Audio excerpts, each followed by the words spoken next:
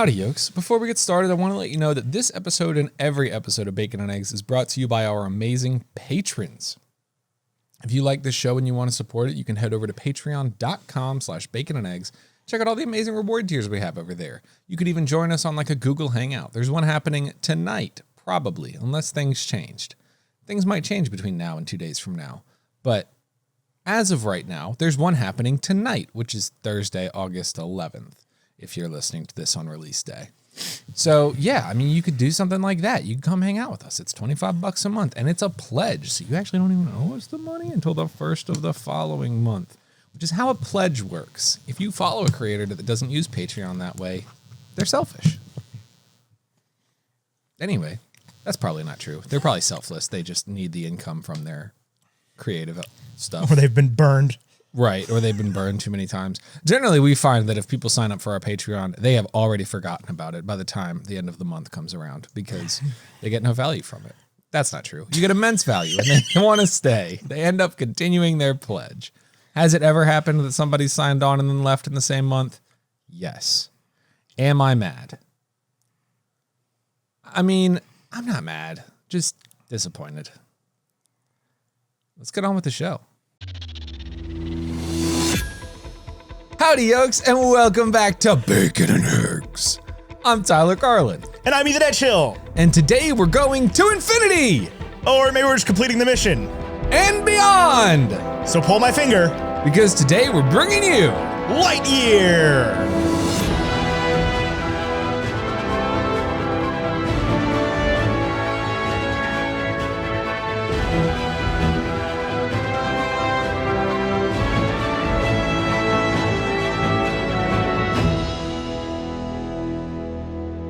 Except Tyler wrote Lightyear.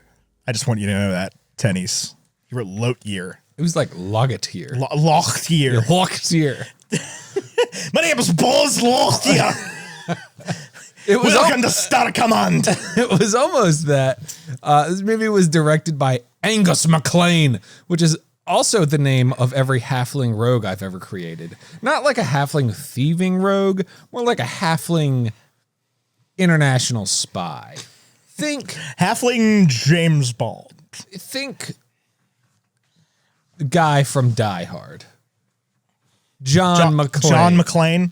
Yeah, think that, but like halfling, so he's a little bit more Scottish. Maybe he's like a dwarf. I think, but that's spelled like John McClean, I believe. I think you're right, but... And not McClane. Right, but Angus MacLane. Leon McClane.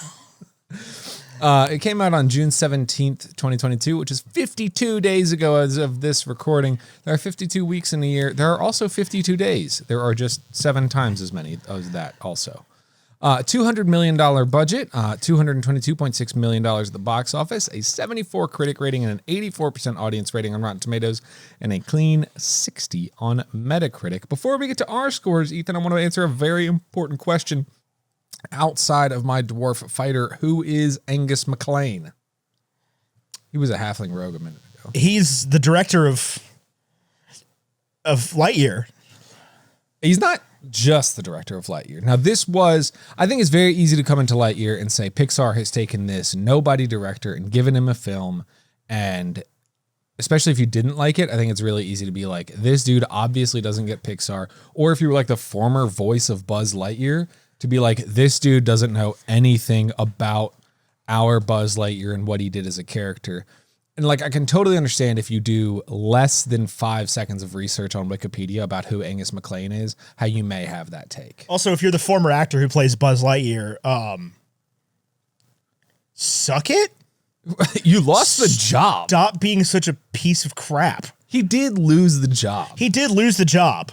Like nobody forced him out of it. He declined it.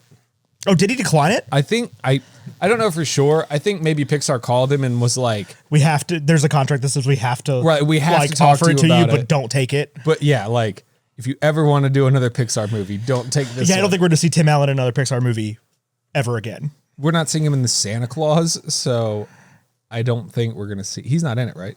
There's a new The Santa Claus, the TV show. I don't know anything about that. How do you know nothing? I've never felt smart talking to you. I don't keep up with the Santa Claus news. Until I started honing in. The problem here was my problem and my approach for my entire childhood is Ethan knew and had seen everything already. He'd heard every song. He'd seen every movie. It was impossible to like one up him on pop culture until fast forward 17 years. Okay. And I don't know that there's the Santa Claus in my basement. And now all of a sudden Ethan has seen every movie, but doesn't know pop culture news. This is the best thing that's ever happened to me. Is the best thing that's ever happened to you air fried pizza rolls? It's close to it. It might. So good. I've begrudgingly seen all 3 of the Santa Claus movies, and I will not be watching the television show. I probably won't either. I know that Bertrand or whatever is returning for it. Bernard is his name. The elf played by Johnny Galecki? Yes. Or no, not Johnny Galecki. That's from Elf, right? Johnny Galecki is from The Big Bang Theory. Bernard is the guy from Numbers. I get him mixed up sometimes. Anyway, Angus MacLane, going back through his career, first worked on Jerry's Game, which if you don't remember was the short that played before A Bug's Life. It was the very first Pixar movie. I also didn't know this. Fun fact. He did not know this. I had seen Jerry's Game. I didn't know the twist. Although we're watching, this is how freaking frustrating Ethan is as a human being. We're watching Jerry's Game before we record this podcast, and it's about a game of chess. And the first move happens, and Ethan goes, "Oh, that's the Queen's Gambit." Shut up! You're the one that said, "Oh, it's like the Queen's Gambit." Yeah, but then you were like, "Oh, that is the Queen's Gambit." Like that's the. Did chess you move not they're get playing. into chess when you watched the show? I didn't watch the show. I read the book. You didn't watch the show? I read the book. It was like an 11-hour audio. You book. haven't seen the show? No, I've never seen the show. Tyler.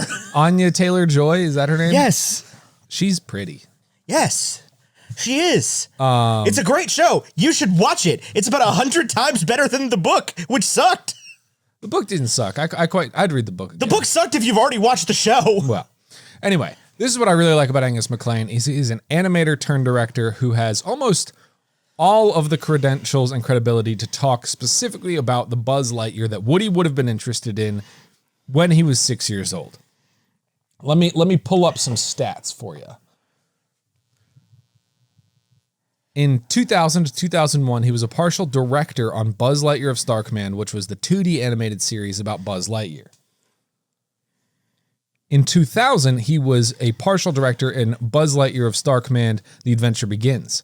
He was also a co-director on Finding Dory, which I would argue is one of Pixar's other prequels. I know what you're saying. The end of Finding Dory is in the future. But like, there's a good chunk of the film that is the past. The movie is about Dory's background. Okay. I would argue that that's more of a prequel than this is. Yeah. This is not a prequel. No, this is a movie set within the Toy Story universe. This is a movie set within the Toy Story universe. But so he knows all of those things. He also was involved with, they don't even say what he does, but he was just involved with Coco, Incredibles 2, Toy Story 4, Onward, Soul, Luca, and Turning Red. He was an animator on A Bug's Life, Toy Story 2, Monsters, Inc., Finding Nemo, The Incredibles, Cars, Ratatouille, WALL-E, which I think is incredibly important. We'll get back to in just a bit. Up, and Toy Story 3. So he was involved in every Toy Story project, including the offshoots, except for Toy Story 1. And I think The Good Dinosaur. Toy Story projects. Oh, I thought you said Pixar projects. No, Toy Story projects. I just think it's funny that the other person, the other person that people would argue is like a nobody director that didn't really do that good of a job with a movie that nobody particularly likes is Peter Sohn. I like The Good Dinosaur. I know you do, but I like this better. Yeah, I would hope so. But I also like Peter Sohn's performance in this better. Who's Peter Sohn? Socks. Oh, I want to talk about. Yeah, he's the guy. That's so funny you said that he's because the director of The Good Dinosaur. I was gonna say whoever they got for Socks ended up being some nobody, which I think was an interesting move because you could have got like Toy Story 4 got what's his name to do Forky. I think you could have done the exact same thing here And gotten Tony Hale. Hale to do Socks. To do Socks, I think it would have bombed. I think it would have too because kids would be like, "That's Forky." Is this supposed to be a reference to Forky? Why does Buzz Lightyear sound different when Forky sounds the same? I don't understand. But if you had gotten like Benedict Wong to do Socks or something. He's in everything. That's true. That's true. So, Tyler, what's your score for Lightyear? This is an easy answer for me, so I want to hear yours first. This is an easy answer for you. Easy answer for me. I want to hear yours first because I want you to know that mine's already locked in. Okay, I'm going to go with like an 85. 90. Okay, I can get behind that. Locked in. I liked it more the first time I watched it. I didn't watch it again. Yeah, that's fair. I probably would have said in the 90s the first time I watched it. I laughed constantly, especially the first time I saw it. I thought this movie was hilarious. That's so fun. I didn't laugh like at all. Really? Yeah. Oh, I laughed the whole time. This is really good physical comedy in an animated movie. Like the fact that it's not just people saying punchlines. Yeah, I think. Like, I mean, I like what you're saying. The thing with the robots where they keep getting zapped back to the same part of the ship. That was funny. It just never got old, right? I was like, oh, they're going to do it 15 times. It never got old. There was exactly like they kept extending the gap between when it would cut back to them. Right. And then it would pop in. It was good every time. And then it was the ship. The guy, the one robot like sits up and then the ship gets popped back. And you're like, oh man, that was funny. It was funny. It's a funny movie. Big Sox fan. I'm a big Sox fan. I like Sox a lot. I think it's the best character in the movie. You think Sox is the best character? I think Sox is the best character in the movie. I think if you made an animated movie, a Pixar animated movie about a robot cat named Sox that doesn't have any knees, that's a 100%er and it makes $1 billion. The problem is Pixar can't sit down in a room. Think about this. Pixar can't sit down in a room and say, what if toys had feelings and pretend they haven't already done that. Yeah, but now the whole thing for Pixar is just like, what if people have feelings? I know. Right? Like, the whole formula was like, what if toys had feelings? What if bugs had feelings? What if cars had feelings? In Paris had feelings? What if rats had feelings? What if Scotland had feelings? What if feelings had feelings? And now they're just like, what if people had feelings? Humans? This movie to me, a lot of people who have seen it have commented that it is very derivative of 80s and 90s sci-fi classics, which obviously it is. There's tons of elements of everything in here. Star Trek, Star Wars, Galaxy Quest, Alien, Independence Day. I mean, all these great sci-fi. I would argue that it is equally derivative of like mid-2010s sci-fi in like Interstellar and Gravity and Ad Astra. Yes, I would agree with that. And what I think is so great, I'm glad you brought those up because I don't think it's a love letter to Interstellar, Ad Astra, or Star Wars. I think it is derivative of those things, but it is a love letter to post-space race sci-fi novels. Okay. This is a love letter. Say more. So this, to me, what I love about it is that it hinders on science we don't quite understand. Yes. Which I think is the key to like The Martian and Project Hail Mary. And it introduces, there are so many more examples than those two. The two Andy Weir novels that you've read. Planet of the Apes. Yeah. iRobot, Interstellar. I read so many of these freaking sci-fi novels last year. Some of them were I guess not post-space. Post-moon landing is what I'm talking about. 1970 forward. But even like Hidden Figures and stuff like that, which is not fiction. I think it's a love letter to all of those things because of the way it hinders on this. Like, I'm sure you can hop in my comments and say that like, it's not a love letter to those things because they're let me just rule these out right away. Okay. I know that Buzz would have known going into the spaceship the first time that there would be time dilation. Okay. The fact that they didn't tell Buzz that he was going to come back 4 years later. Well, they didn't know. Yes, they did. They were moving at light speed. They were 4.2 million light years away from Earth. Yeah, I don't think they thought about it. About the fact that they were aging, that like they had never separated from somebody who was going light speed. Yeah. Okay. So you think they were like Earth's first mission? Yeah. Okay.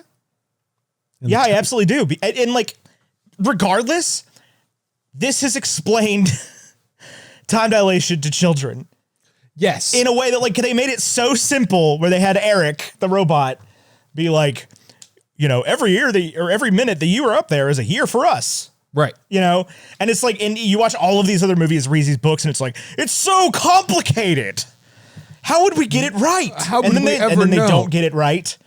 I'm sure this gets it wrong as well. Oh, definitely, but it doesn't matter. Right. They just explain it good enough.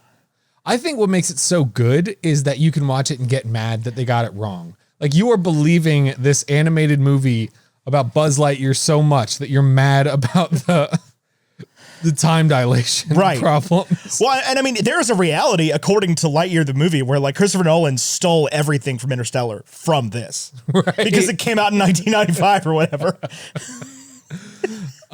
Which, you know, this is such an interesting thing, right? Because like, if you think about it in the canon of Toy Story, like this is a movie. So like there's an actor that plays Buzz Lightyear that like isn't Chris Evans. That is Chris Evans. No, because Chris Evans was not old enough.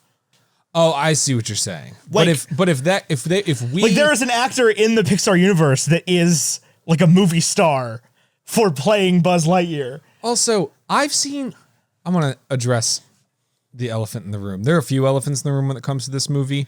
First of all, it's a 90%er because this movie could only ever be up to 90%. Does that make sense? It is a perfect 90%. Okay. Why is that? Listen, Pixar's made some fantastic movies. This peaks mid-Pixar. What do you mean? It doesn't have the same je ne sais quoi as even Finding Nemo, or there's a certain league here. Okay, there's a tier chart where like Cars, Ratatouille. This is better than both of those. Yes. Stone cold, easy. Well, Ratatouille is fantastic. It's not. You don't like it, but I do. Okay. I don't have to like it. This is kind of how I explain it. Soul is a better movie than Onward and Lightyear. I like Lightyear and Onward better than Soul. Okay, I can see that. Like Soul, I can't see liking Ratatouille more than this. But you don't like Ratatouille, so that's not going to happen. Right, yeah. But I do like Ratatouille. Right, but I don't think that you're correct about that. Ratatouille's like, amazing. I'm never going to understand that. It's okay at best. It's better than Cars. Sorry, what is that? Where's that positive review come from? M-Win at Autostradler. Oh, okay, okay. I thought that was the publication. No. M-Win Autostradler. Lightyear is very good movie. I did find one. We love Buzz Lightyear. I did find one from the Indian Times that was a negative review, and I didn't want to do that. I thought that was going to be bad. So you can go and see that review on RottenTomatoes.com or IndianTimes.com. I don't know what that is. If it's a bad website, might be. If it's a news website, then that's what I thought. It's probably not a porn website. Like, that was like a joke for a solid 20 years. Is that like if you go to a website and you don't know what it is, it's porn. Yeah, but like he went to Google with 3 O's. But like I don't think they're writing reviews for movies on the porn websites and getting them submitted to Rotten Tomatoes. I don't know if the actual publication was all Indian Times. Okay. There was a publication from India. Like, I don't think we're ever going to come up and be like, this is John Whittemore from X Hamster. To everybody who just turned this podcast off because there's kids in the car, you can't hear this. Sorry. Sayonara. All right, read your positive review. No, before I get to the positive review, I want to tell you, I saw a lot of comments being like, I can't imagine Andy at 6 years old would have seen this movie and wanted a Buzz Lightyear toy. I want to shut that shit down right now. Have you ever seen any movies with 6-year-olds? They love everything. You took kids to see Transformers Dark of the Moon, and they came out like, I need an Optimus Prime. The real problem. This is better than Transformers Dark of the Moon. The real problem with this movie is like, because like people were mad that they took their Big Lick Comic Con was this weekend, and there was a Power Ranger there that everybody went to meet. Yeah.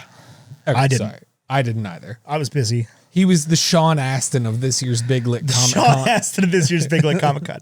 Here's the thing about Andy in this movie. It's like a lot of people were mad for the wrong reasons, obviously. But they're like, I took my 6-year-old to see the Lightyear movie, and there's a gay kiss scene in it, and now my kid's got to deal with gayness.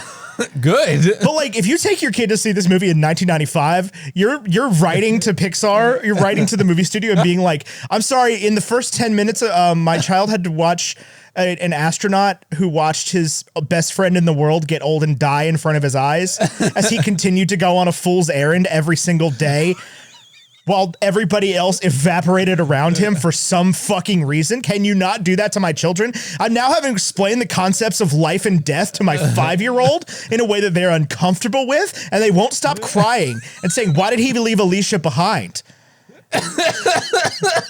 Like, you can't show a kid this movie in 1995. Titanic hadn't come out yet. Kids was not ready for this.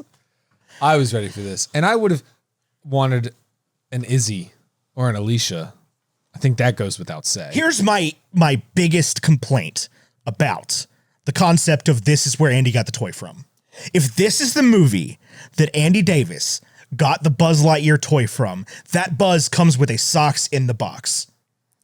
100%. Or Andy would have at least had the socks. This is an Ahsoka Tano problem. This isn't as egregious as Ahsoka Tano. It's pretty bad, though. Like, there's no Ahsoka world. Tano has 7 seasons of television and then is not mentioned in the 3rd movie. Right, and there's no way that she exists. Right. Like, because the person who we get from Anakin Skywalker in episode 3 has not known love. yes. Or loss. Well, I guess he's known love. Not platonic love. He's known loss. Not the love between not the love between friends. Maybe he has known the love between a master and apprentice. I mean, I don't think he has. That was like a kink joke. Oh, about Daddy Wan Kenobi? No, about Padme. Oh. Although I don't think Obi-Wan took an oath of celibacy, I think. So did Anakin. Yeah, but like Anakin broke that because he had loose morals and a cool jacket. He did. He's basically the Fonz. Right. Like, but yeah, there's no way. Ponytail. There's no way that Buzz does not come with a socks in the box. I think there's a chance of it. I think Andy got. I have a complaint about the packaging Buzz comes in more than anything else. Yeah. That's not the spaceship that he like very obviously flies in the movie. It's pretty close. No. Yeah. It's pretty close. What are you talking about? He flies like an X-Wing in the movie. Yeah. The box he comes in is like a thumb. Like a thumb it's a thumb from box. Spy Kids. It's a shoebox. It's not a shoebox. It's not a shoebox. It's a box. Plastic covering. It looks like, this is a toy, but it looks like that. Yeah, that's not what Buzz's ship That's pretty looked like. close. That's pretty close. If it doesn't come with the socks in the box, it does come with the sword. Oh, definitely. Yeah, the laser sword. Yeah. It probably, and also like it definitely comes with like a vine monster. Maybe not the vine monster. I think you the could vine get was just a pretty. Buzz. The vines were a pretty. It's like we're part of the movie. But also, like Zurg doesn't get invented until the second movie. There's a lot of problems. There's a lot of continuity errors with the Buzz Lightyear canon. I don't think so. Well, Zurg's not there in Toy Story. So? Zurg would be there in Toy Story. Andy would have the whole group, the whole team. Andy has a single mother who is... Andy has a fucking lot of toys, my dude. No, my kids have more toys than Andy. And they're like a quarter his age. He's got a lot of toys. No, he doesn't. He has a Slinky. He has a pig AE dinosaur toy. Think about this. He's only got one of the Slinky Pets. Well, and Jurassic Park hadn't come out yet. One of the dinosaur toys. One. What else does he have? One Sheriff Woody. He doesn't have the rest of Woody and the gang. No, because the Woody and the gang died off when... This is my thing as a parent is... Like, if Toy Story was about my kids, they would have Woody, but also, like, Wandy, the cheap TJ Maxx knockoff Woody, and yeah, and Woody Paris, where it's like Woody, but with a beret. Woody would absolutely not have a hat. No. The hat would be missing. I thought that any accessories for any of these toys stayed Stuck nearby. around, yeah. That's the thing, is like, none of Buzz's parts come off. Right. Lucky Buzz. Yeah. He loses Buzz's pen. Buzz doesn't have a pen. Yeah, there's pens in the new Star Command suits. Are there? Yeah. Taika Waititi pulls one out right at the end. It's in the sleeve. Oh, yeah. Yeah, you're right. You're right. Yeah. I didn't watch like the last 5 minutes. Just now? Yeah. I did. I'm proud of you. Thank you. Read your positive review. I have a positive review here from N. Win from Autostradler. No, I think it's just Autostraddle. Pixar is encouraging us to dream about a reality in which we could have received an Alicia action figure for our birthdays. That's why I knew I was going to bring this up, because I read this to me earlier. But I read this to me. That's all. All right, I've got oh God, Jesus Christ! I am sorry to the whole population of the country I'm about to insult. This is a review from Paul Whittington of Irish Independent. Paul Whitington of Irish Independent. Lightyear is competent but forgettable. The question that all of us, the question to ask of all these sequels, prequels, and franchise spin-offs is whether they have any chance existing as standalone films. And in this case, the answer is a definite no. Yes, the answer is a definite yes, Paul Whitington. This is better than Toy Story and Toy Story 4, maybe. That's a stretch. Toy Story 4 is pretty good. Toy Story 4 is the best Toy Story movie, so this would have to be the best Toy Story movie for it to be better than Toy Story 4. It's one of the best Toy Story movies. It is better than 1 and 2 at least. I'll see The Prospector! I'll see an argument for 3, but barely. Toy Story 4 slaps, and we're not going to slander Toy Story 4 here. This is better than... All right, let's just run it down. It's better than all 3 Cars movies. It's better than both Incredibles movies. It's better than Finding Dory. It's better than... Incredibles 1 is pretty good. Absolutely not. Absolutely not. It's not better than Monsters, Inc. It's not better than Monsters, Inc. It's better than Monsters University. Yep. It's not better than Finding Nemo. It is... Let's go for the recent ones. Onward. God, I think it's level. Yeah, all the recent ones are pretty darn good. For me, this edges out Soul. I don't think this edges out Turning Red. Yeah, but it's close. Okay, so this is better than Toy Story. It's better than The Bug's Life. Yes, yes. I don't know about Toy Story 2. No. It's not better than Monsters, Inc. No. It's not better than Finding Nemo. No. I would say yes to The Incredibles. You would not. Yep. I would say yes to Cars. Yep. Yes to Ratatouille. Yes to WALL-E. Yes to Up. See, I think WALL-E is... We'll talk about WALL-E. We'll have to... I've just never been able to care about WALL-E the way everybody else has. I don't know why. WALL-E and this have an interesting dichotomy. For me. We'll get to it. Toy Story 3, probably not. Cars 2, yes. Brave, yes. Monsters U, yes. Inside Out, hard no. Good Dinosaur, yes. Finding Dory, yes. Cars 3, yes. Coco. Ooh, that's a tough one. I think I would give this one to Coco. Yeah, I think Coco will stand the test of time better. Yeah, I agree with that. Incredibles 2, absolutely not. Toy Story 4, no. Onward, Soul, Luca, Turning Red, I think is really where you start to get into the weeds. To the weeds, because those are just so different from everything else that's come before them. Like, Pixar really rounded a corner and then took a step backwards, but not in a bad way. Like, Lightyear is very Pixar for Pixar. The other, like, Onward, Soul, Luca, and Turning Red were not particularly Pixar when you think about it in the grand scheme of things. So here's my thing with WALL-E, because I think this is the easy comparison to make. Okay. what was the other time people did this? It was Coco and what? I don't know. It was recently people making like a Coco is similar to blank, and there was really like nothing similar about them. Encanto? The Book of Life? Encanto. Yeah. Coco and Encanto are similar in the fact that they are both centered around Latin countries. But like countries south of the United States. Yeah. Like not particularly similar countries. That's about it, yeah. So I think WALL-E and this share similarity because they're both about space. Because they're both like these, I think on the surface, they're sci-fi films. I actually think after reflecting on it a little bit, I think on the spectrum of sci-fi fantasy, WALL-E lands more towards fantasy.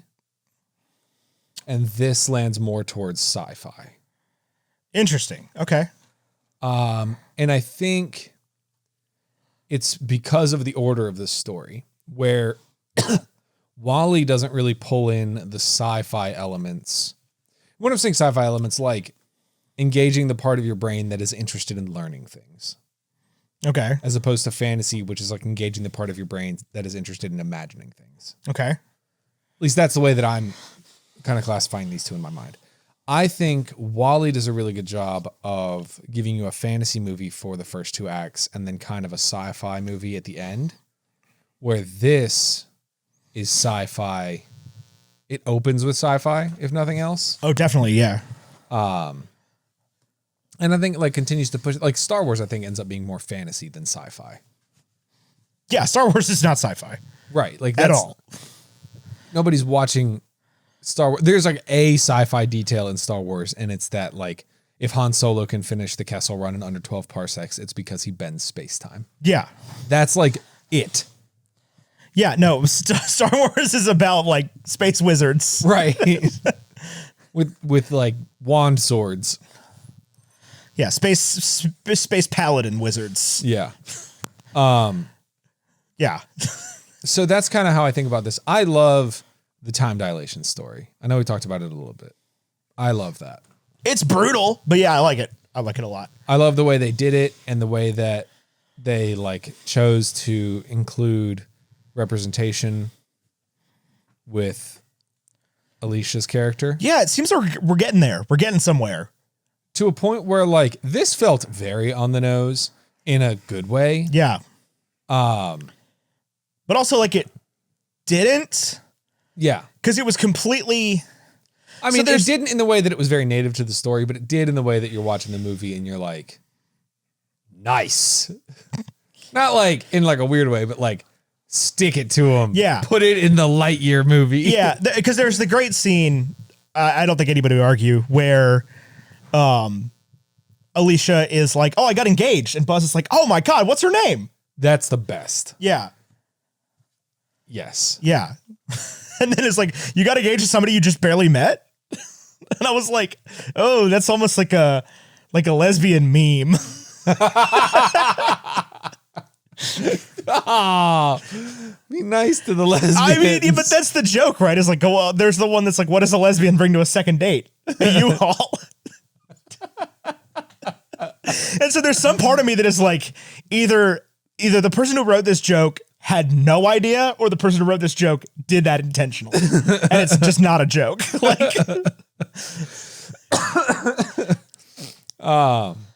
that's so funny. I wouldn't have ever thought of that. That's the first thing that came to mind. I think I had probably like seen one of those gags like right. that day. It's also definitely a play on people in the military. I'll tell you that much. Oh, for sure. You want to talk about people getting married super quick? Oh, man. Oh, gosh. Don't do that. Do whatever you want. No, I'm not don't your dad. do that. Please, unless you're my God. kids, in which case, if you talk are about the military first. If you are 19 and you're in the military, you make like zero money. Don't buy a Dodge Challenger, and don't have a kid with some girl you've known for 5 minutes, please. Or don't have a kid with some man you've known for 5 minutes. This is the military in 2022. That's harder to do though. I usually find 5 minutes is more than enough time. Yeah, but like for men to have kids together is a little tough. No, women can be in the military. Oh no, I'm giving it to women that they're making smarter decisions than that. Well, because I don't see a lot of like military husband Facebook. you missing out, man. Am I? You don't have kids. You don't know what it's like. You're right. All these military husbands want somebody to watch their kids All right. Where are you finding the military around while here? their wife goes on tour Tour. to Findabed. That's an inside joke. It's called deployment. No, they go on tour. They go on a tour. They do a tour of duty. They do a tour. They of don't. duty. They don't go on. Nobody going on tour. Going on tour, baby. Oh my god, that's like. Oh my god, dude. Listen to this. Listen to this. Okay. This is my new I'm romance listening. novel. Dear John in Blue. Oh, What? God, that's good. And there's a scene early on where two women are speaking. It doesn't pack the Bechdel test, although most of the characters are these two women. They just only talk about their husbands. And one of them says to the other, she goes, "Oh, what's your husband doing?" And the first one, and the other one goes, "Oh, he's on tour." And then the first one goes, "Oh, mine too." And then the second one goes, "Iraq." And the other one goes, "Warped Tour." But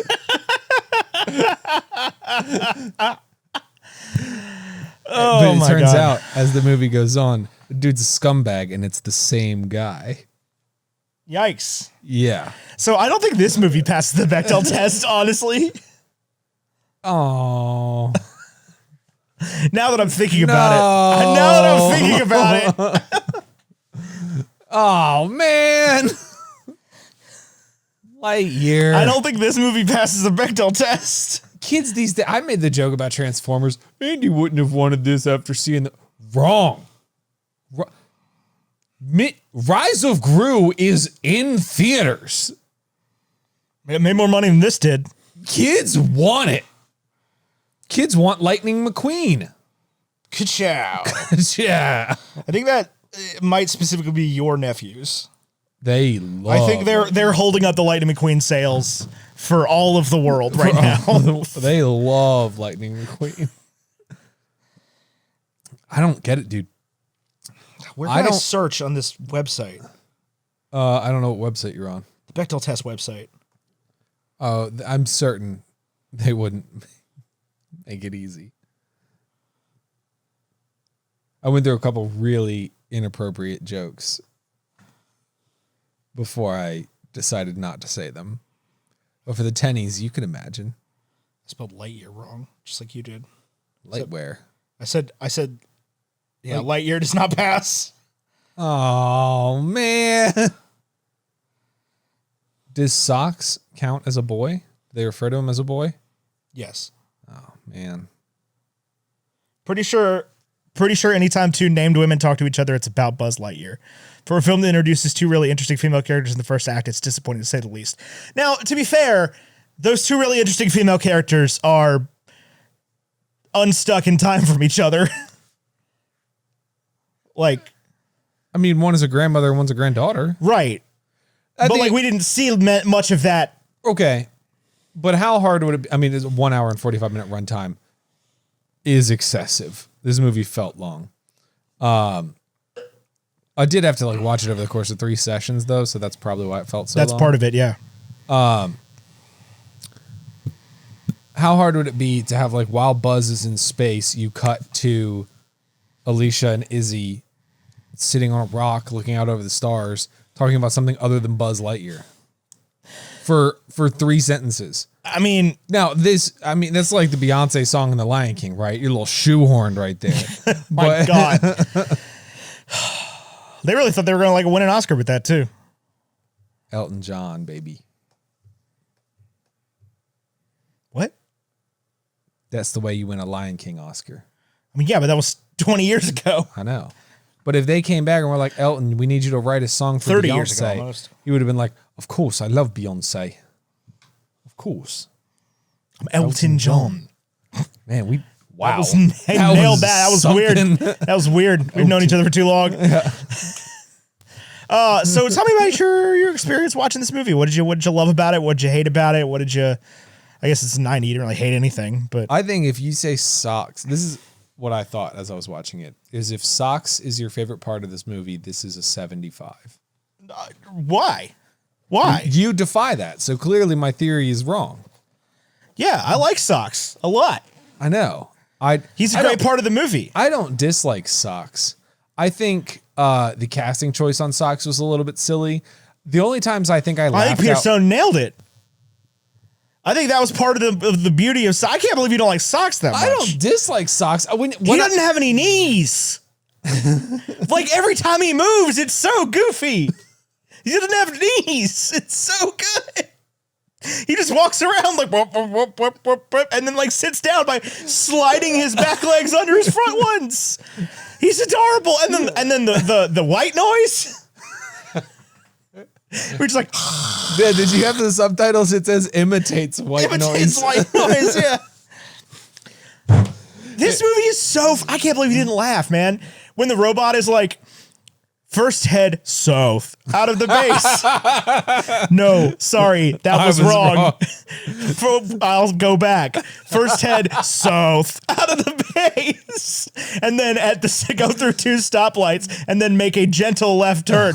Sorry. Let me go back. First head south toward the base, and then go through the first 2 stoplights, and then make a hard left turn. And he's still doing it at the end of the movie. Is he? I didn't see that. Yeah, I think there's like a post-credit scene, if I remember correctly, really? Where it goes back to him being like, first head south out of the base. I don't know why it was so funny, but he was so good, man. What do you think of Taika Waititi in this movie? He was like my least favorite part. It's like they keep throwing him and stuff, being like, "Oh, do the Coke thing, man." Yeah, you're so funny. Do the Coke thing. It's got Coke, burgers, burger rings. Got a pen. Anybody need a pen? I've got a pen. There was a couple moments where I was like, "Oh, that's funny," but most of the time I was like, "Hey, man, do the Coke thing. Do the Coke thing." Well, you remember with the Revolution? Yeah. Seems like you had a very special and intimate relationship with that spaceship. With that cat.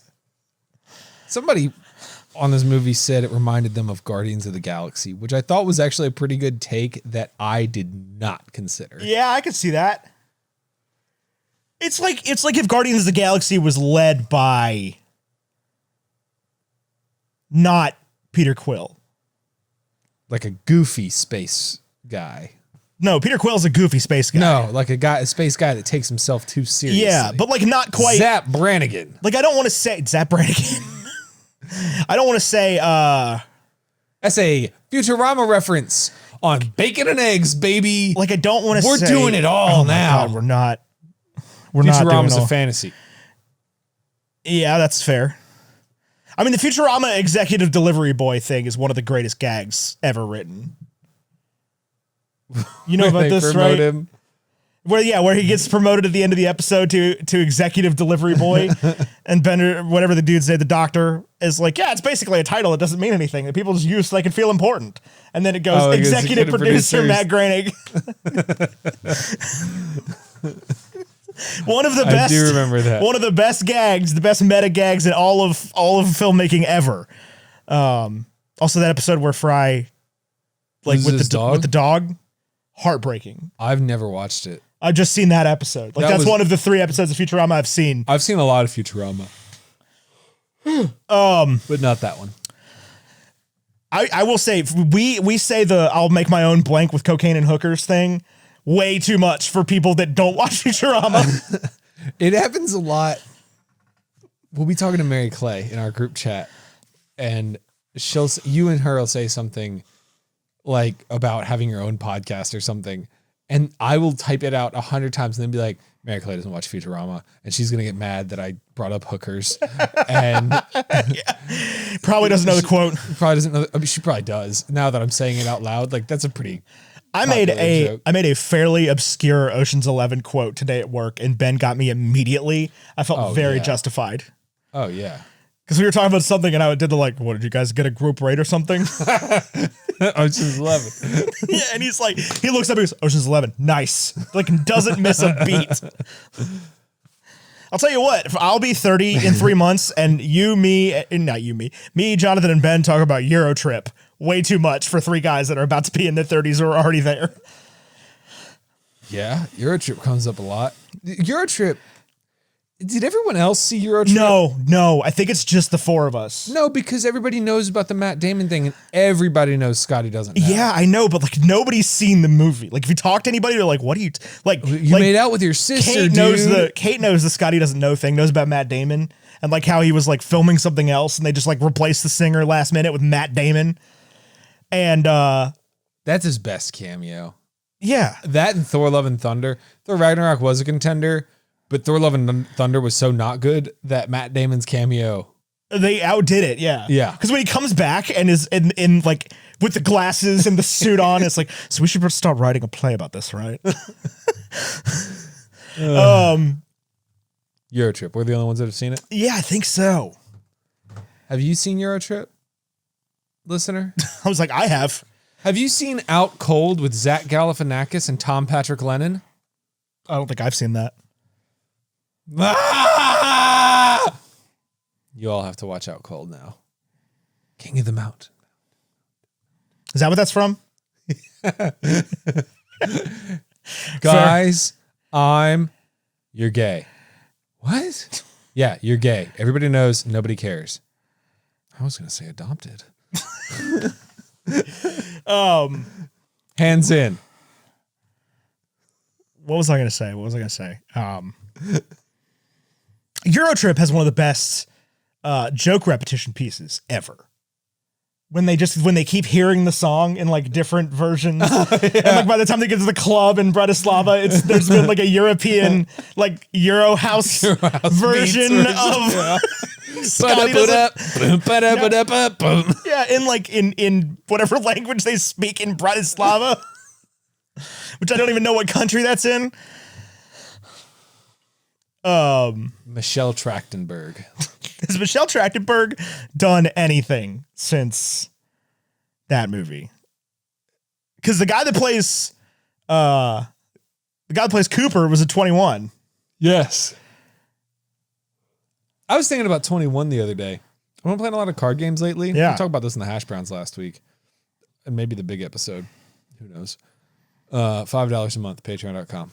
Carry on. Jesus Christ. Excuse me.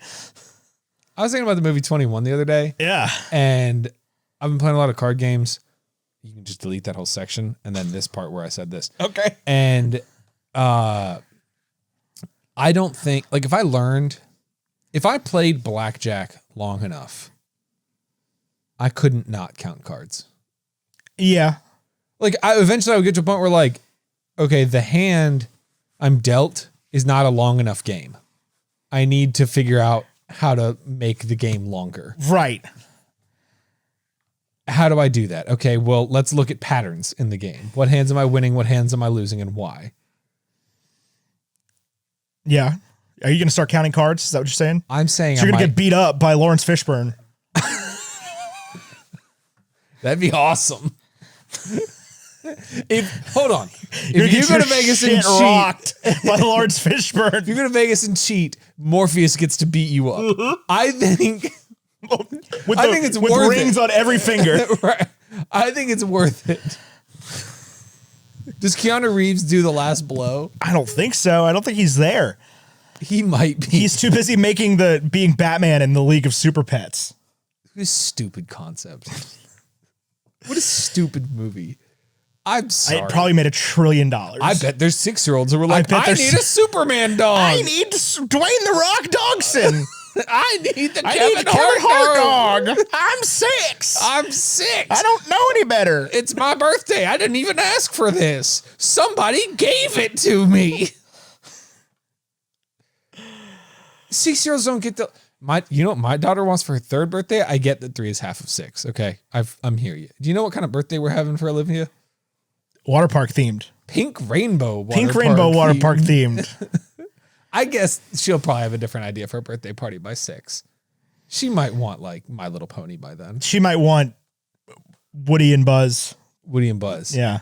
Yeah. Oh, she will. Because I'll be like, hey, kid. You know who's cool? Buzz Lightyear. You know what we just watched? Star Wars. You did not like it. It was from the 70s. Your generation does not get it. Darth Vader, little scary. Going to be a tough pill to swallow for me over the next 9 years. Yeah. No, because there will be some Star Wars show out that she loves by the time that she's 6 that you just hate. You know what's scary is like we might know those projects here pretty soon. Yeah, they probably already are in the works. Oh, they're definitely already in the works, but we might know. Yeah, like she by the Mando season 7, it's gone animated. Yeah, Mando's. It's just Mr. Rogers, but he's wearing the Mandalorian helmet the whole time. So I can bring you in cold, or I can bring you in warm. And I'm feeding my fish now, just so the blind kids know. This is a this is a reference to turkey sandwiches. Do you kids want a hot or a cold turkey sandwich? And then Bill Burr is there for some reason. Bill Burr. You know what? I fucking hate turkey sandwiches. I fucking hate turkey sandwiches. Turkey sandwiches, they're always slimy. You put the turkey on the outside for some reason. I just don't fucking get it. I just don't fucking get it. And I go to the grocery store and they're like, do you want the thin sliced turkey? And I'm like, no, that shit falls apart. You can't hold a sandwich with thin sliced turkey. It's been Bill Burr. It's been Bill Burr and Tin Djarin on a children's variety show. You know what I fucking hate? Kids. Puppets. Fucking kids. Fucking kids. Like, my kids haven't spoken to me in 30 years. Why don't you just fucking grow up, you know? I was in the King of Staten Island. What are you doing being fucking young? Pete Davidson. What a fucking kid. Lost his dad on 9/11. Broke up with Kim Kardashian. Pete Davidson. Got her name tattooed on him and everything. That's not even a little bit of a flex for a Pete Davidson girlfriend. What do you mean? Ariana Grande like went multi-platinum mentioning Pete's name and Mac Miller. Yeah. In a song. That's true. So like a tattoo, Pete Davidson's tattoos aren't going to last as long as Thank You Next. That's true. He's already got most of them removed. Thank You Next is going to be around forever. Yeah. That's going to stand. Bro, I love you. I love you, right? Shit's catchy. Shit is very catchy. You can have a rough 8 months. Thank You Next is never leaving. Nope. Oh, that's going to be one that's rough.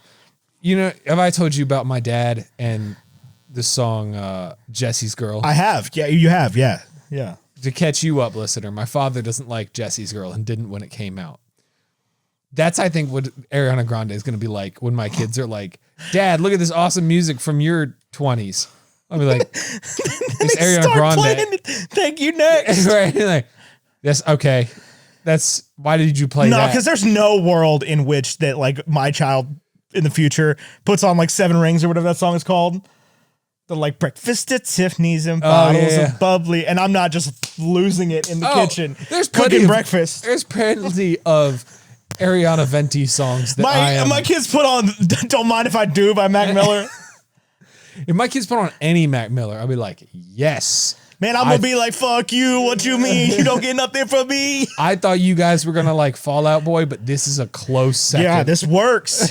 Hey, children, have you seen the Tiny Desk? Okay, that's what we're doing for the rest of the morning. Now, this guy is called Thundercat. He's playing bass on this for some reason. Which, if you've never watched the Mac Miller Tiny Desk, go do that. I've never seen it. You should go do that. Not right now, but like later.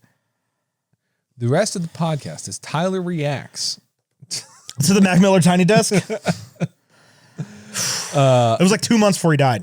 Oh my God. Yeah, it's big. Like, I guess he didn't know he was gonna die, but it's the Ma Rainey's Black Bottom thing where you can just like the no light behind his eyes. Oh my God, dude, that movie slapped. Yeah, it did. Could you watch it again? I haven't. You know what? I actually want to get more into these. I need to watch it again because Kate never saw it with me. I need to get more into these plays on film, also plays on stage. Yeah, that's fair.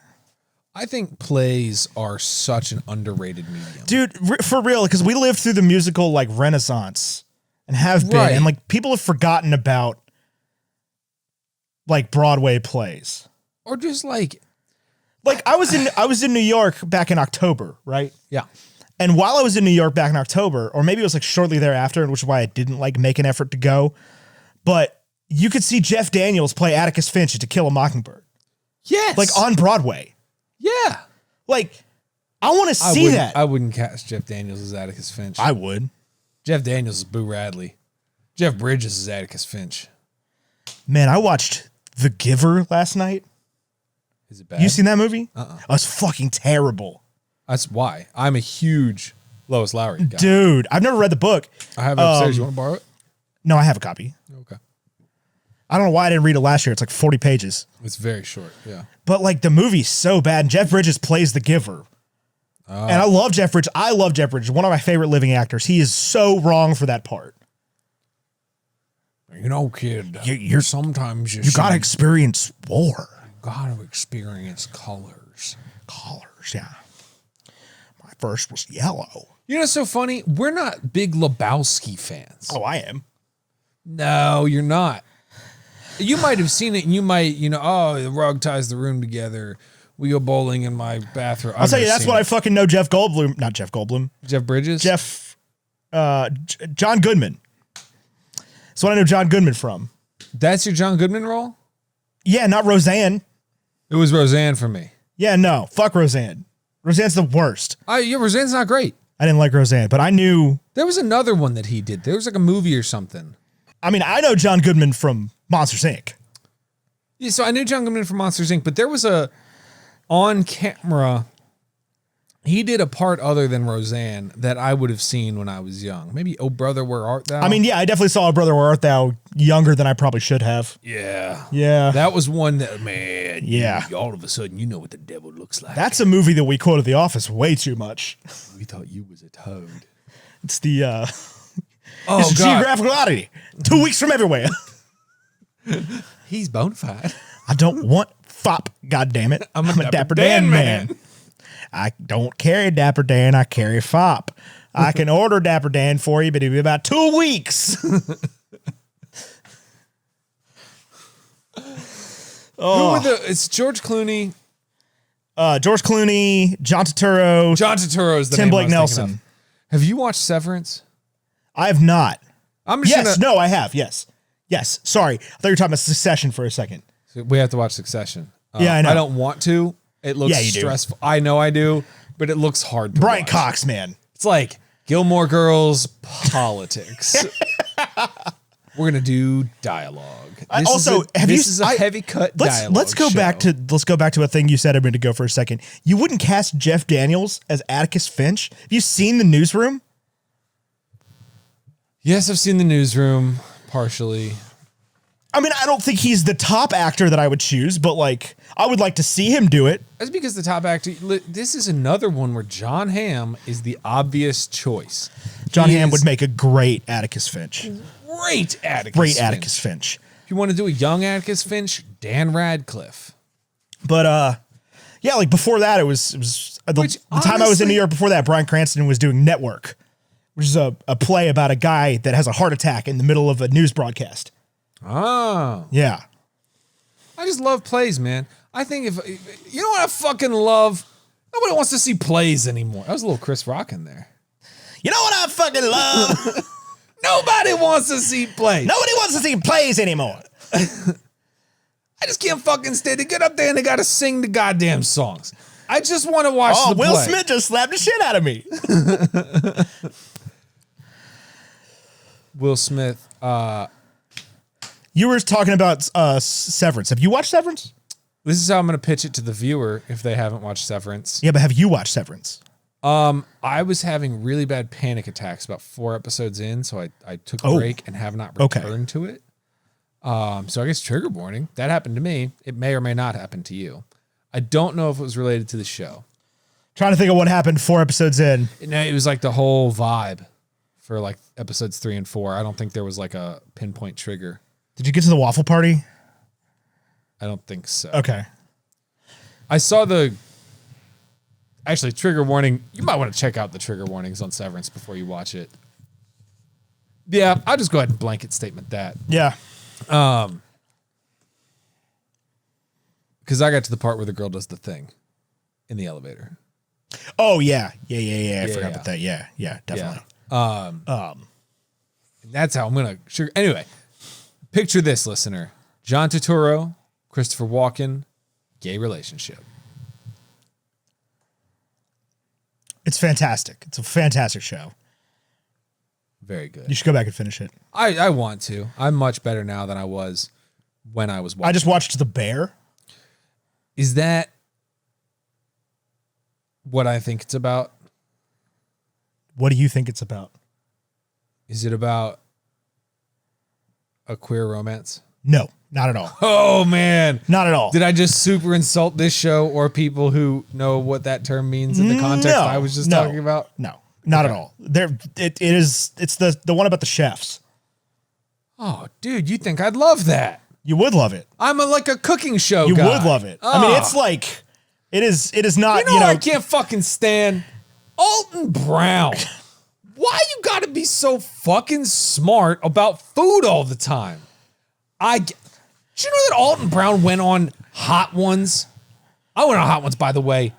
Fucking impossible. But it's the guy that, Did you know that Alton Brown went on Hot Ones and said that he gets so mad at the grocery store that he leaves his cart and just walks out because he sees all the shit you people are buying? I did not know that. That's Bill Burr on Alton Brown. Anyway, it's about a guy who leaves his job as like a Michelin star chef to go run his brother's like Italian beef sandwich in Chicago. Oh yeah, it sounds like something I'd be all about. Yeah, it's very good. Maddie Maston's in it. Is there kids? There's like a kid who works in the restaurant, right? Or is that a different show? She's not a kid. No, I'm thinking of a boy. Okay. I think I'm watching Of the Summer I Turned Pretty. I have not seen that. I watched it in the background. Emily's really good at watching shows. I'm not. I don't know how it happens. Well, you should watch The Bear because it's like 8 episodes and they're all 20 minutes long. Okay, yeah, that sounds It's like a Hulu show. And if you're watching stuff on Hulu already, you should watch Only Murders in the Building. That's a show about podcasts. Steve Martin and Martin Short. Our 20-year friendship. I'm Steve. I can't do Steve Martin's voice. No, you really can't. Steve Martin's pretty inimitable. Thoughts on Lightyear? Bring me back to that. I don't know if it was because I was wearing AirPods, but I think I was watching it without AirPods at one point. Is the audio weird in this? It's got so I was watching it today on like good headphones, and it's got the like early 2000s action movie problem where like the music and the action's really loud and the dialogue's really quiet. I felt like can we the whole talk? time Chris Evans was closer to the mic than anyone else. Probably. I mean, I think that a lot of these things are like happening. Like a lot of these Pixar movies got like voiced during COVID. You know what I bet it was? What? I think this is how you explain it away. If you're Angus MacLean, is you say, well, we took the audio from the mic inside the space suit. It's the spacesuit, yeah. We talk about another disappointing Michael Giacchino score. I thought you'd bring up the score. Yeah, because it was nowhere. It was a nothing score. This is the guy that wrote The Incredibles. This is the guy that wrote The Incredibles. This is the guy that wrote Married Life from Up. Yeah. Like, hey, Michael, what are you doing? There's got to be a reason in universe why Andy wouldn't have wanted to listen to the music. Because, like, you know what has... Because the music from Woody's Roundup slaps. You know what has good music? Yeah, that was Randy Newman. Time for Woody's Roundup. You know what has good music? Star Wars. Yep. You know what has good music? 2001: A Space Odyssey. You think 2001: Space Odyssey has good music? Yeah, it absolutely does. You think that's a defining characteristic of that movie about space music? Yeah, I do. I would agree. Yeah. You know what has good music? Interstellar, Gravity, Ad Astra. And the only good thing about Ad Astra was the music. Do you think Shania Twain watches Ad Astra and just says, that don't impress me much? Right, yeah, it's like the 3 things that Shania Twain doesn't care about. It's like Brad Pitt rocket scientist. Yeah, rocket scientist, drives a sports car or whatever. Right. That don't impress me much. Which, here's the thing. This movie is a lot like Ad Astra, except at the end it's old Buzz instead of Buzz's father. You haven't seen Ad Astra. I know this. Don't bother. I think I will. You know, I'm accepting so much the fact that I am a sci-fi fan, which is something I resisted for so long. Yeah, but you just like read Project Hail Mary, and you're gonna begin Ad Astra and try to like connect things to that kind of feeling, and it's never gonna get you there. You know what's so funny? I think Project Hail Mary might not be that good. It is that good. You're absolutely incorrect. I mean, it's extremely readable, but I think 10 years from now, The Martian will stand the test of time. Project Hail Mary will essentially be the Da Vinci Code. I think the Da Vinci Code has stood the test of time. I don't know what you're talking about. And also, I will blame Ryan Gosling for that. He's the wrong choice. Oh, I thought you were saying Ad Astra for whatever reason. No. No, the acting in Ad Astra is not the problem. You have Brad Pitt, who is an all-timer. You have Tommy Lee Jones, who is an all-timer. Just not doing it. It's also maybe the worst color grade ever in a movie. Like, that was the moment where Hollywood got called on its shit for the teal and orange thing. Yeah. And had to legitimately be like, okay, we got to dial this back. We got to use scenes. We got to use more colors in our movies. Hey, Wes. So now Brad Pitt's in Bullet Train with Bad Bunny. And Joey King from The Kissing Booth.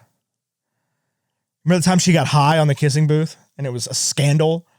I don't think that's a scandal. I don't think it's a scandal either. Daniel Radcliffe was like drunk for the last 3 Harry Potter movies. Was he really? Yeah. I didn't know. You didn't know this? Daniel Radcliffe's an alcoholic. That I believe 110%. Yeah. He's fully sober now. But yeah, he like would like go out every single night. You gotta remember, we took this kid at 10 years old and we're like, you are God now. And then, oh yeah, no. And then at 28, we were like, by the way, the person that made you God is the devil. Yeah. I saw an argument the other day that said that we should no longer let kids be in movies because they don't need to be exposed to Hollywood, and that all children in movies should be played by adults on their knees. Or just animated. We'll just animate the kids in there. I just immediately thought of the Polar Express. I was like, no. Yeah, all children in the future are played by Andy Serkis and Benedict Cumberbatch. Yes. Smell. You know what I can't fucking stand? Smog. Smaug. You got all this fucking gold in your fucking What do you need it for? What do you fucking need it for? What are these dragons holding gold for anyway? Would you see Bill Burr live? 110% Absolutely, yes. I would pay $110 for a Bill Burr. Bill Burr's the kind of guy that I hated before The Mandalorian, though. There was definitely I just a moment, didn't get him. And I think there's a certain maturity to liking Bill Burr, and that sounds super Tinder pickup liney. I think it's more nuanced than that. There's 2 sides of the bell curve to people that like Bill Burr, right? Like, if you're in the middle of the bell curve, you don't like Bill Burr. If you're a piece of garbage, you like Bill Burr. If you're not a piece of garbage, and you like can get it, you like Bill Burr. It's the same thing with like the blue collar comedy tour guys. I think if it's jokes that make you laugh, you like Bill Burr. At some point, you get smart enough that Larry the Cable Guy is hilarious again on the other end. Especially once they tell you like it's a character and he's playing this and he's playing this character, right? And like I went back and like watched some Bill Engvall the other day. Oh, good stuff. Bill Engvall's hilarious. He was always the best. Now, Ron. If I say you should salad, you miss the whole point of it. You should watch Ron White. And I would not normally advocate for this kind of thing. You should watch Ron White on Two Bears, One Cave. Why? Why would you not advocate for that? I don't know. I'm just like, I feel weird being like, oh, you guys should watch the comedy podcast from 2 dudes that are like barely skating above the cancellation line. But anyway, Bert's gone for that episode. The same thing as Bill Burr, and I think there's a certain controversial take here that I don't want to have. If it's jokes that are funny, that's fine. This is what you have to deal with as the comedian. You can make jokes that are funny that you don't believe in. You can't deal with the fact that you will have an audience that they are truths that are funny too. Yeah. That's it. Yeah. I've dropped some zingers tonight. But yeah, Ron White goes on Two Bears, One Cave talks to Tom Segura about how he stopped drinking. Apparently like 5 years ago. No way. And just his whole like journey through that. It's so good.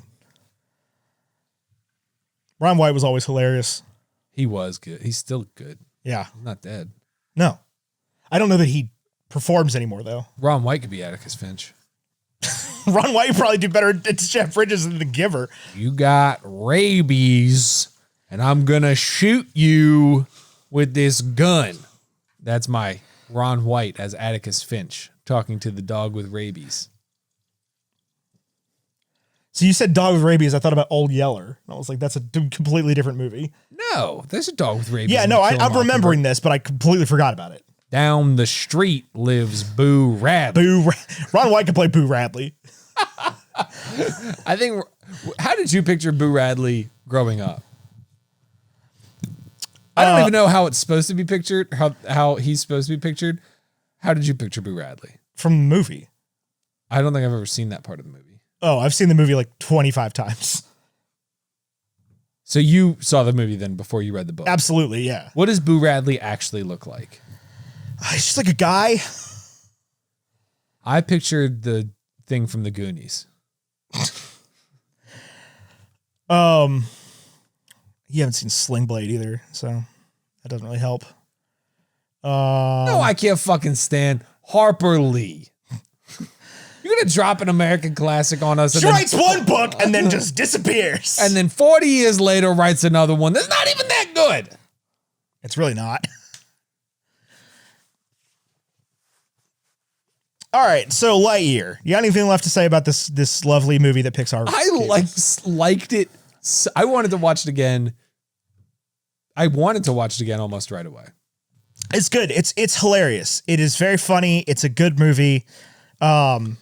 And I love that it just like sits in this spot where like it doesn't matter to the continuity of any of the stories. That it is like it is a movie within a movie, which is not something you normally or really ever get. Right. And like I would love if they started doing that like in the MCU. I think the concept of like sequel is really starting to get worn out, and we're finally getting to spin-off territory in a way that like spin-off will be this is a $200 million movie. Would you watch a Tony Stark biopic set in the MCU universe where like they cast Tom Cruise to play Robert Downey Jr.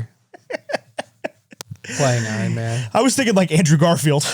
I would watch Andrew Garfield eat cereal for an hour and a half straight. I mean, yeah, we saw Tick Tick Boom. Like, it's basically what that was. What I'm trying to say is Tick Tick Boom, I think, is in my top 5. It's a real Vanessa Hudgens renaissance, I'll tell you that much. She's only in like one song. What? No, she's I mean, she's not the girlfriend for the past part of it. No. She's the girlfriend in the stage show. Yeah. Yeah. Yeah. And she nailed it. The therapy scene, man. It's incredible. They do that counterpoint? Oh my God. Can I perform Tick Tick Boom? Like the whole show? Like if I rent out the theater and practice the show and perform it as a one-man show. You can't play piano. What if I learn? I mean, yeah, then go for it. Anyway, Tick Tick Boom, the movie with Andrew Garfield, in my top 5. It's pretty damn good. I think all time. It absolutely deserved Oscars, and it got none. Have you seen anything? We still haven't seen the best Garfield movie, though. I'll tell you that much. Andrew Garfield, not Garfield the cat. Chris Pratt's Garfield is great. You know that's happening, right? Is it really? Yeah. In addition to Mario? Yeah. Why? It's a Mario. God. April, was that good? Mario!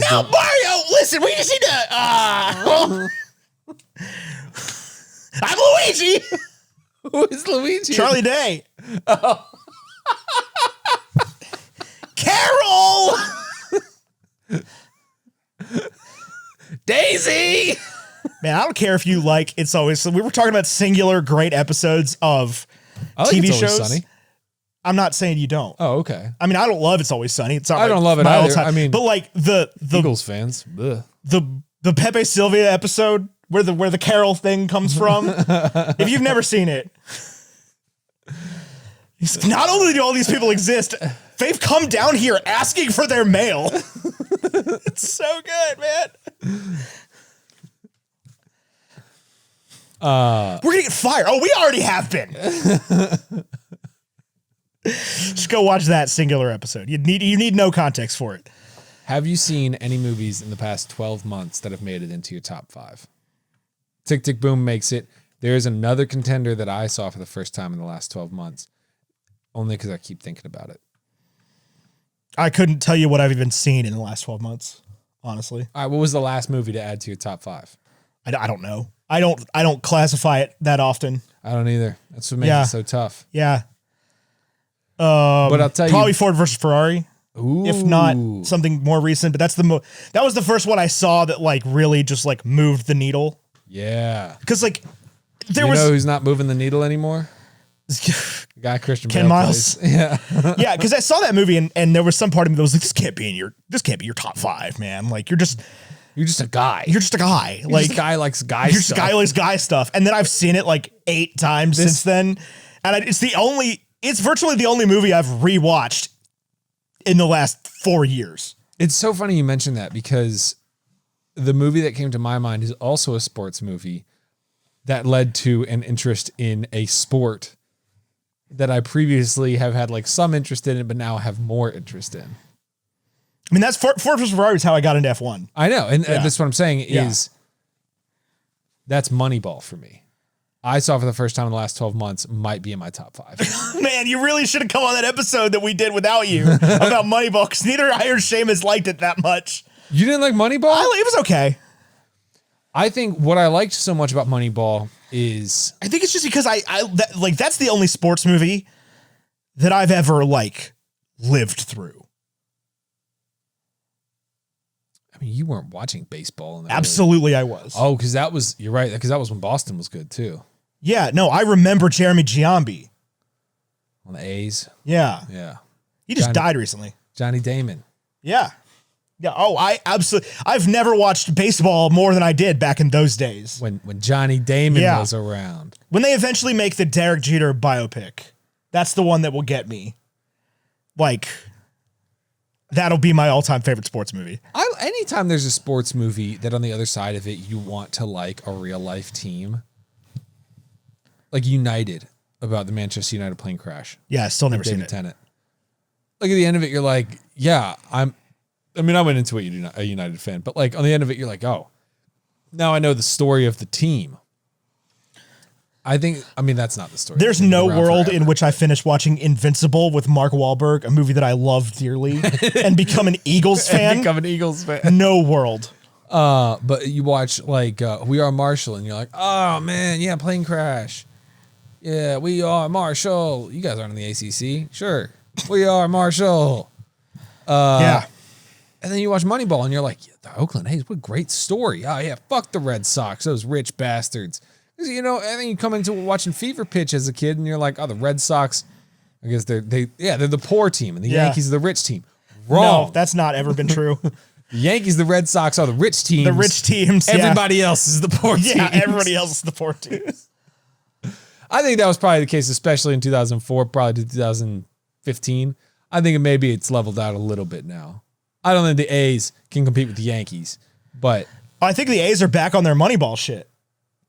really? I believe so. I think they have like the lowest payroll. Like that there are single players making more than the entire A's payroll right now, I believe. No way. Yeah, there's some team. It may not be the A's. There's some team that is currently like running. You know what's crazy about the A's? If you're an East Coast sports fan and baseball's not yours, you might not know the A's are real. You might very well not know that, especially at this point with the Raiders gone, you might not know that Oakland exists. And then, like the current NBA, San Francisco. the current right? NBA champions come from Oakland, but they don't identify as Oakland. Right. That's crazy to me because Oakland, I think the A's, the Raiders, I know they're in Vegas now. Yeah. It's all about being like rough and tough and being Oakland. And then you got Golden State. the Golden State Warriors who play like clean, shiny basketball. Yeah, they're like They're the Splash Brothers, right? They play drippy basketball. You know, so crazy. There's in a lot of sports, there's like we're doing the thing again, Tyler. We're talking about sports. I know. We're gonna have to segue this into a hash brown. I know. You know what? We will segue it into hash browns because I have thoughts on the structure of basketball. All right. I don't think the Lightyear fans are going to enjoy it. Yeah, okay. So let's talk some movie news. Yeah. All right, so we've done our scores. Oh, I need to watch the Andor trailer and react to it live. Lucky for you, Ethan, I've already QE'd it up. I was about to do a what if Bill Burr was in Star Wars, but he freaking was. He was in Star Wars. That was how we got there anyway. That's how we got there. Is that? No. Yeah, no, it's not. This looks amazing. Yeah. They were like, Diego Luna, do you want to be in it? But do you know who we really want in it? Stellan Skarsgård. Also, we're going to throw a lot of money at it. Yes, this looks really freaking good. Ooh, a droid. Look. Oh, Did you yeah. see it? Yeah.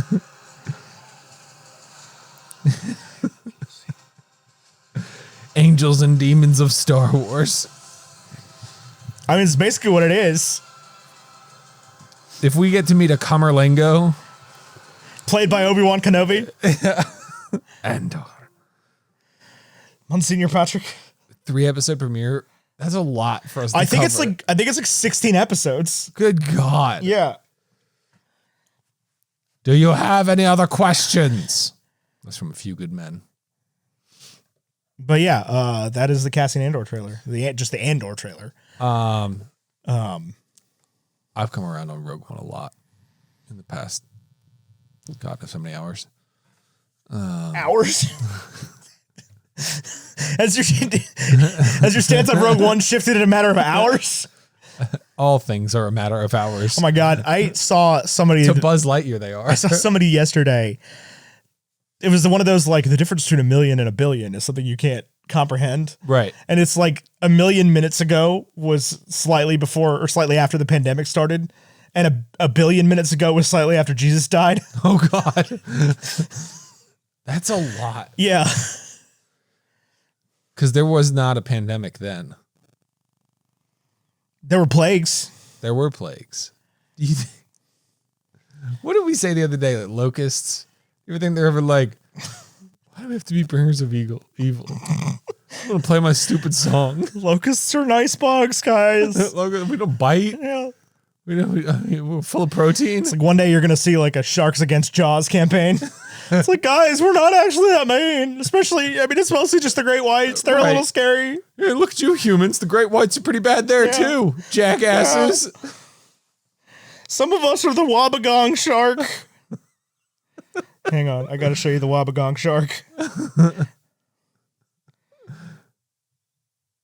This is the Wabagong shark. It's just a... What? Yeah. I can't tell where the shark parts are. Yeah, that's a great question. It's like that. That's the Wabagong shark. Oh, he's so pretty. Yeah. But I saw I almost said I saw an ad for the Wabagong shark. You buy a Wabagong shark right here. I saw a TikTok about the Wabagong shark, not an ad for the Wabagong shark. There's no like the big shark isn't promoting the Wabagong shark right now. It's not what's hot. The Macy's one-day shark sale. The great white sharks, man. It's an industry plant. It's an industry plant.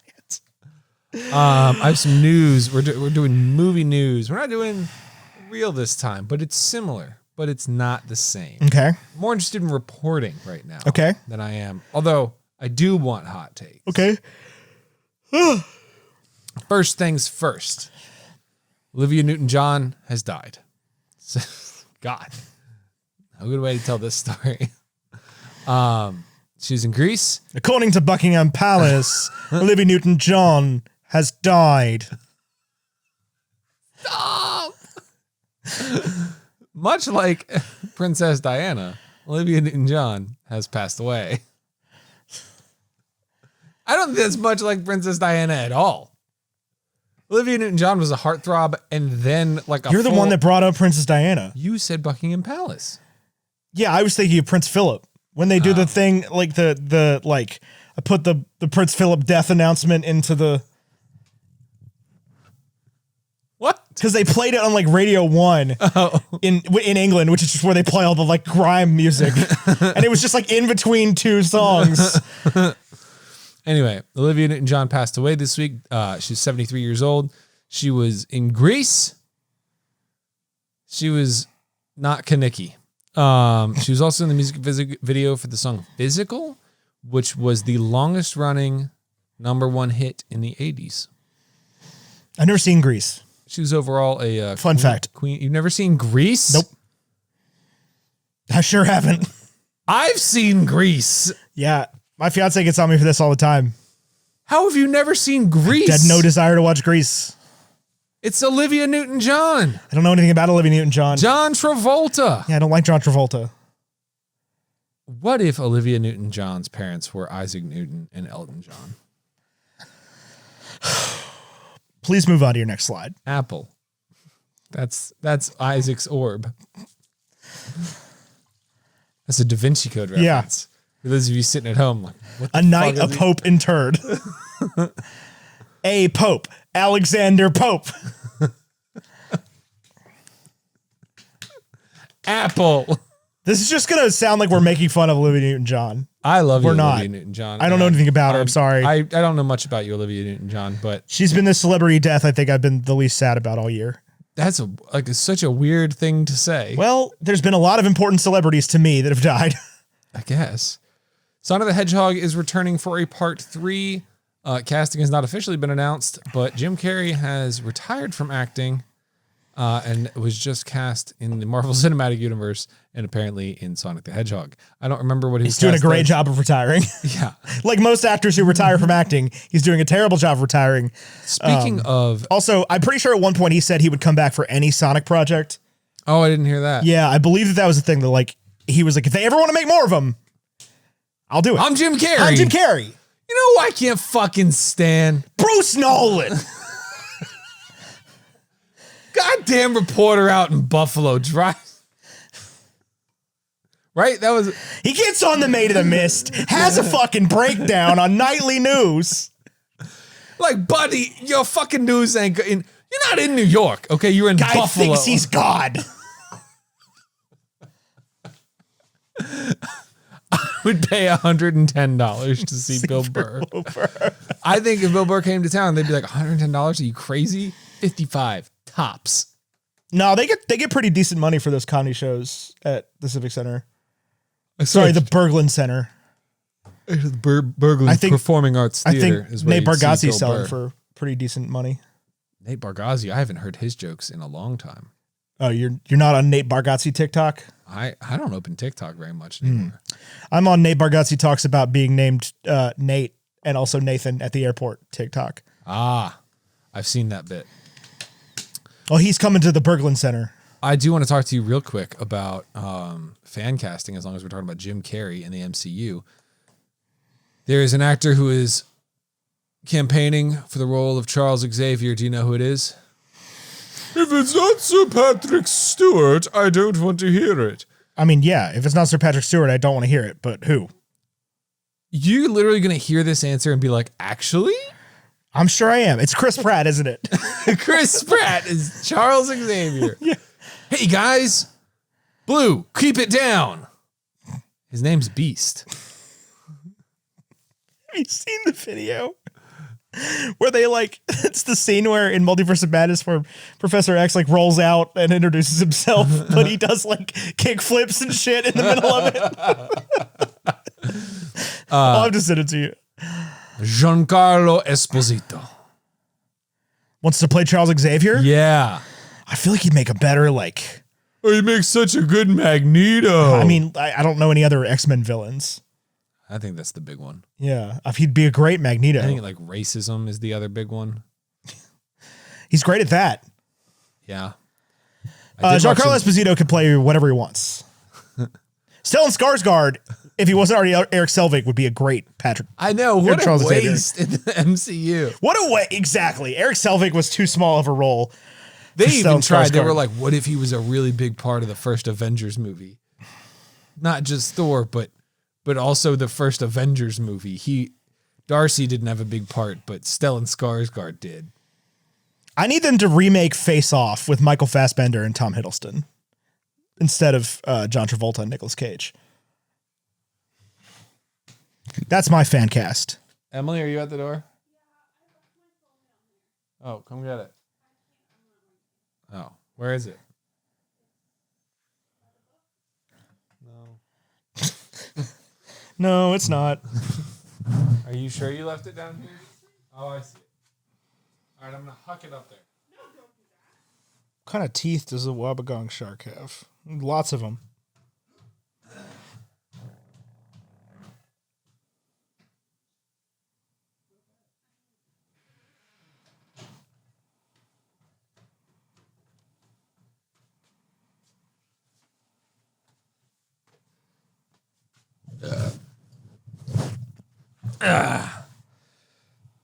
Face Off with Giancarlo Esposito and Stellan Skarsgård. All right. Do you have more news? Yeah. Okay. Because we need to wrap. Need to rapola. I Am Groot.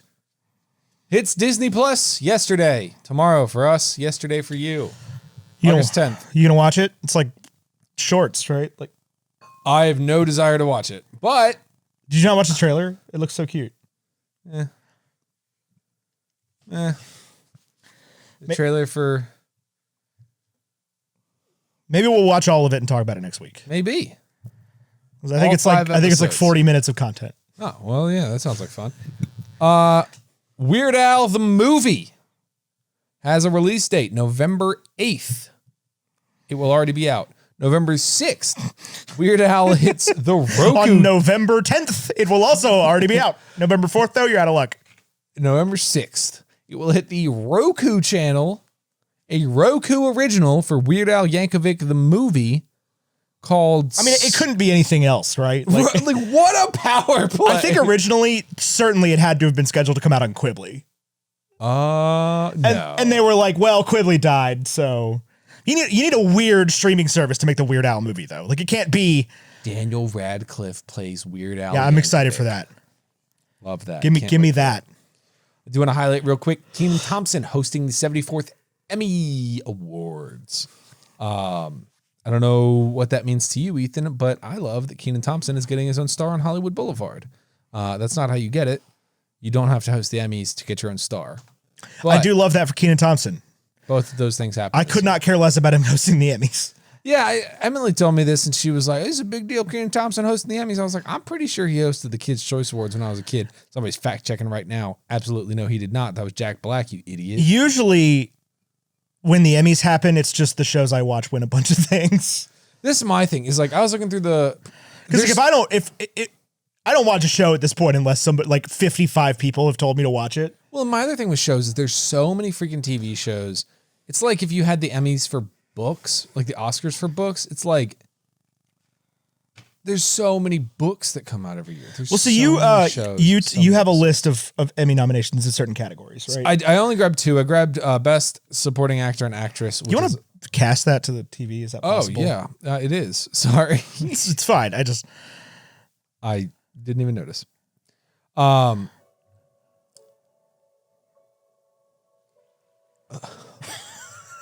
What happened? But for why, though? I know why. Finn's listening to lullabies. Oh, poor bear. The Halo theme is a lullaby. Poor baby. Not for listening to lullabies, just the fact that you stopped his lullabies. Well, when I casted it, it stopped them. Oh, okay. So HBO and HBO Max led all networks and platforms with 140 nominations, HBO landing 108 of those. So I guess HBO Max is different. I don't know. Yeah, there's still like HBO official content and HBO Max exclusive content. Gotcha. Well, the Warner Discovery divisions took the nomination crown back from Netflix. Netflix had 105 nominations this year. Hulu had 58. Apple TV Plus earned 51. Disney Plus took 34. And Amazon got 30. Broadcast networks are done. They've been done. They've been done. But this is a streaming event. I don't really watch the Emmys. I got to admit, and it says Paramount Plus got 11. I think that's all Yellowstone. Oh, I bet. And the Yellowstone prequel. But CBS got 29. NBC earned 28. And Showtime had 17. They're calling that a strong year. Paramount Plus earned 11. And Peacock got 3, which I would say is still NBC, and give them that over CBS. Paramount Plus is also NBC, I believe.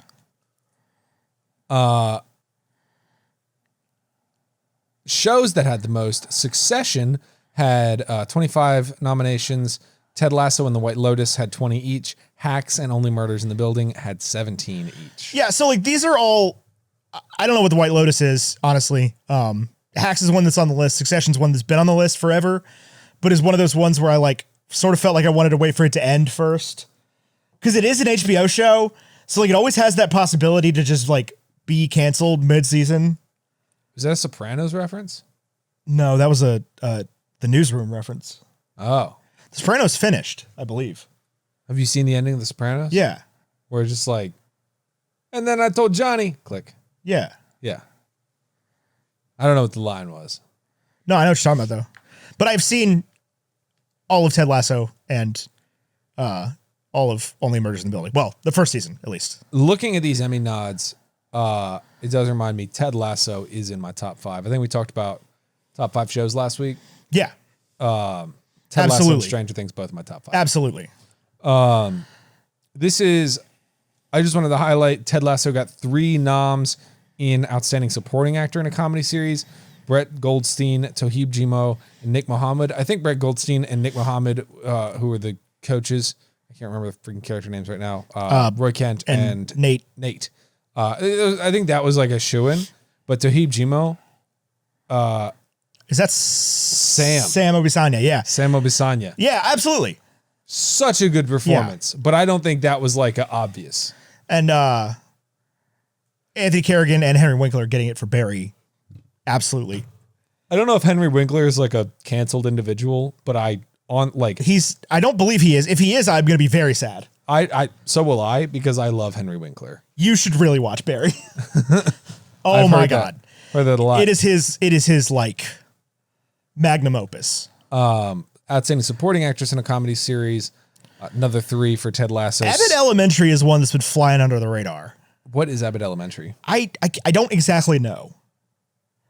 That is a Hulu show, I believe. Is it like actually about an elementary school, or is it like I think so. The Umbrella Academy? No, I think it is like like about an elementary school. Okay. I think. That was all I had. I just wanted to talk about those things. If you want more time, who is Sarah Niles? You can. Because Juno Temple is Keeley and Hannah Waddingham is Rebecca. Hannah Waddingham will win this award. Yeah, absolutely. I mean, she won it last year. Yeah. Who is Sarah Niles? Is that the kindergarten teacher? Maybe. She's not in it very much. I don't know. Why am I not allowed to look up Ted Lasso? Okay, that was weird. Sarah Niles.